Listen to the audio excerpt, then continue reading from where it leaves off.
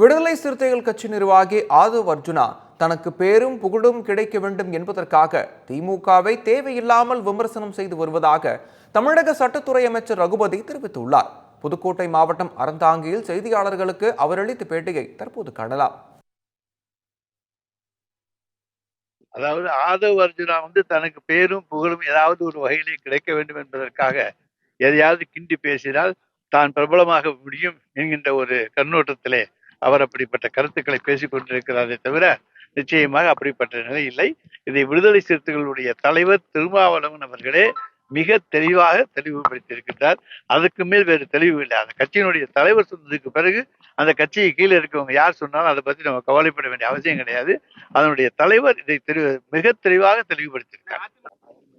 அதாவது இந்தியாவில் இருக்க எல்லா சட்டக்கல்லூரிகளையும் அரசு சட்டக்கல்லூரிகளை எடுத்துக்கொண்டால் தமிழகத்தினுடைய அரசு சட்டக்கல்லூரிகளில்தான் அடிப்படை வசதிகள் கட்டமைப்புகள் மிக சிறப்பாக இருக்கின்றன.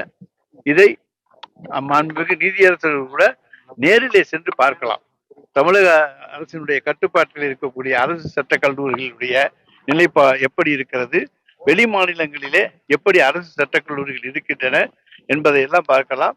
தனியார் சட்டக் கல்லூரிகளை விட பன்மடங்கு வசதிகளை இன்றைக்கு தந்து கொண்டிருக்கின்ற ஒரு சட்டக்கல்லூரி தான் நம்முடைய அரசு நடத்துகிற சட்டக்கல்லூரியாகும்.